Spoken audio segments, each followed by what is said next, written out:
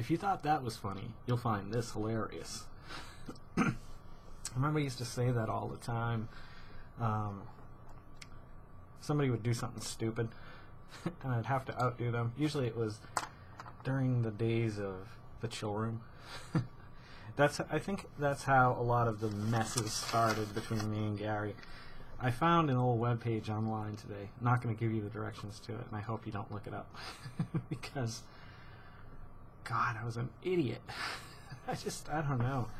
Some of the things like I wrote back then, at first it was terribly written, and second of all, just stupid. But, I was reading a story from Tales from the Chill Room section of this webpage, and it said something about, Brad had emailed me to correct a story I'd written because I didn't remember it properly. Well, apparently I had mentioned in the story how one of these crazy nights I think Gary, it might have been the night with the peas, who knows. He did something. I think he threw an egg at the wall, like, really hard, like a fastball or something. I said, everybody laughed. I said, oh, you think that's funny? You'll think this is hilarious. And I think I dumped a bottle of maple syrup on my head. And that's just like, it's kind of like falling off a cliff at that point. There's no turning back. You jumped out of an airplane, one way or another you're hitting the ground. But I read a few more stories, and one of them was about, I was cleaning the chill room. This was probably a year or two after everybody was hanging out and stuff like that. And I was talking about how I moved this pillow, and there was this smokeless ashtray. I don't know where it came from, who bought it, where it was, I just don't know. But it never got its batteries installed. There was this ongoing joke with it, where here we are in a house of, like, back then everybody smoked. Everybody was a smoker. Nobody had started quitting at the time, so everybody's smoking. The whole room just smells like butts, and it's thick and just tarry, and everything's yellow, and I had white lace over the ceiling. I've said that before. But from all the butt smoking and other smoking, they just turned yellow. They were nasty. When I took them down, whew. But we had this smokeless ashtray. I remember the plastic they used in it, too, must have been not made for putting cigarettes out on, because it was all melted and nasty. Either that or somebody started a fire in it. I don't know. Could have been one or the other. We're going to get this road back on track tonight. I'm going to try to focus on this time period, this whole Tales from the Chill Room, 96, 97.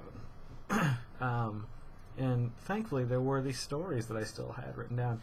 And the funny thing is, the last story I told about Corey with the bowl of food we put under his nose, he had actually sent me that story to put on that website.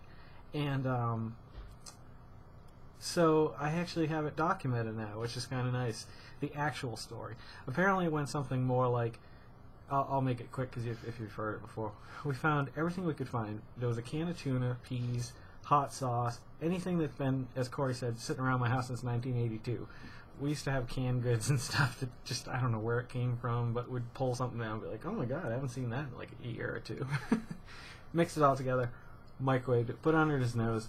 About a minute later, he wakes up. He gets pissed. He walks home. I thought we had picked him up that night, but apparently we just called him the next morning and picked him up and went for breakfast. Oh, or it might have been the night that his tie had fallen off on the ground, and I thought I saw it, but I didn't think anything of it until we got to the mall, and he needed his tie, and I was like, dude, I didn't know that was your tie. I saw it sitting on the ground. He was freaking out, like, I gotta have my tie. I don't know.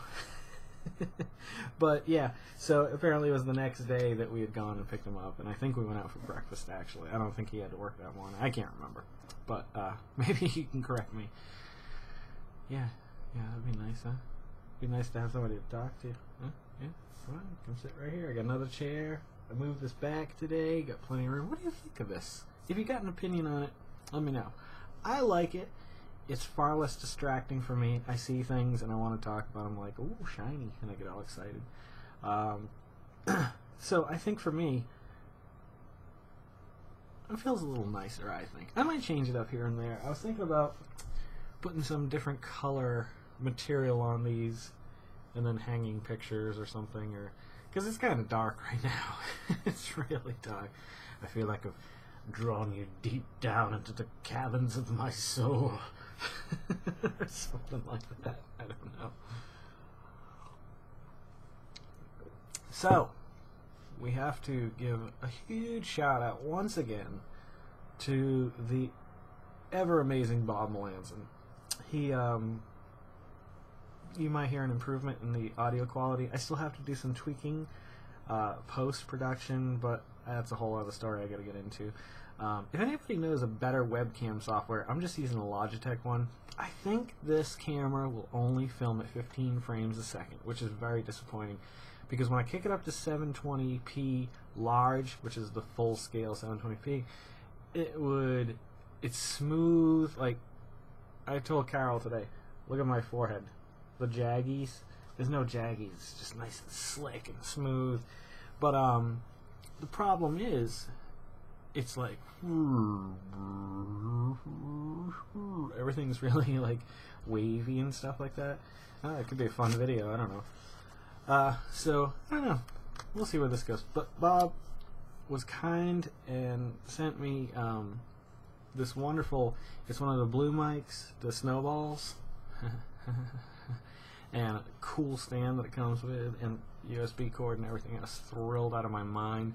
And he happened to be online earlier, so I had a few questions, and now I've got it working, I think, really good. I'm hoping it's not too loud, because I've been fiddling with the volume settings for, I don't know, on and off for the last hour or so, just trying to get everything just right so it's not too loud. But I haven't found a piece of software that allows me to EQ anything unless I import the file into like Adobe Premiere, which I can't get it to export and look pretty. So yeah, that's awesome. Thank you, Bob. And I'm sure I'm going to hit you up with a bunch of questions now about it, like, how do I do this? How do I do that? You're going to hate that you sent it. I'm just kidding. But now that I have your address, I'm going to have to send you bags of beans randomly in the mail. Maybe I will. I probably won't. Wait a minute, let me write it down. Send Bob bags of beans. There you go. I'm just kidding. Oh, let's talk about the whole Jason thing for a minute. I don't want to go on too long about this, but it popped into my head the other day that all the time people like Gayson, and I'm just like, it's like George. And I don't know if that actually works. Not literally. When you write things down. I don't know. The laws of writing words.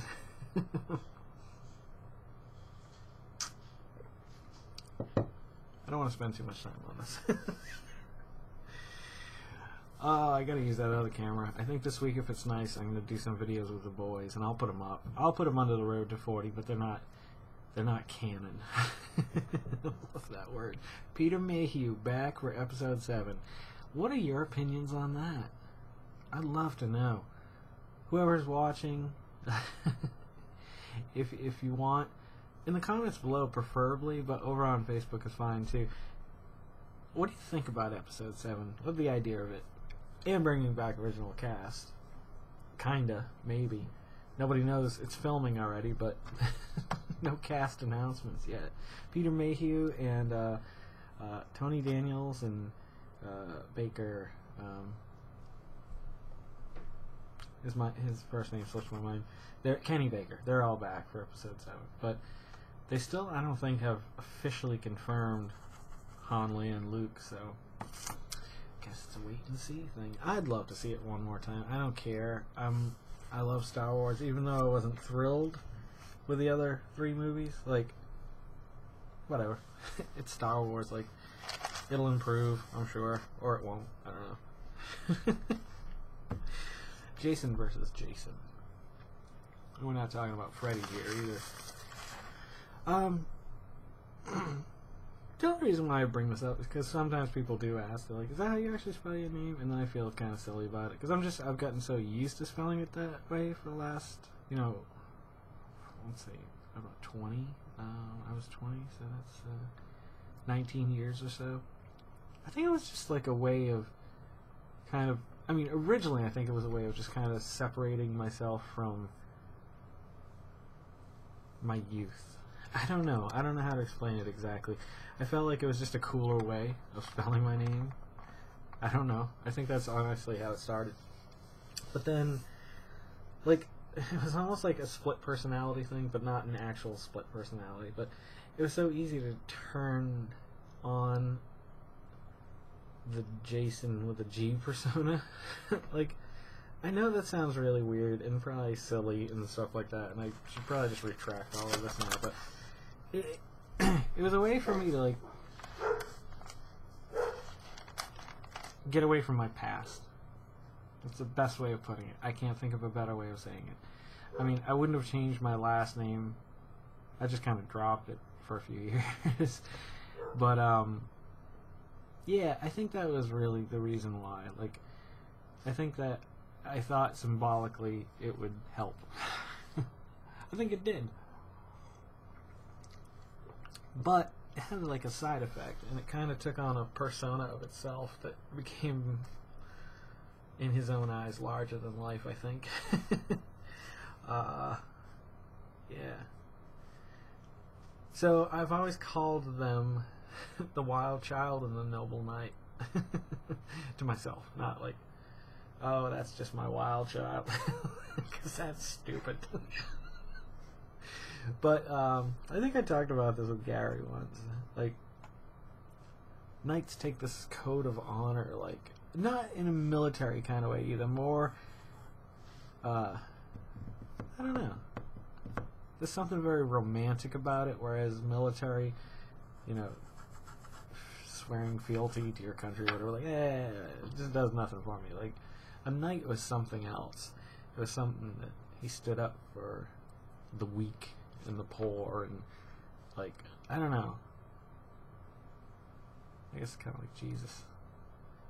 Is that why I'm rocking the long hair and the beard? I don't know. I think I've decided tonight. Carol's been doing so well, like eating good stuff and exercising. I don't want to, but I think I gotta get back on the wagon for that. Like, I think I gotta get that eye of the tiger back. Because I like being healthy and in shape and being able to run and, like, for more than, like, 3 feet. I don't know. It's such a commitment, though. It's so much work.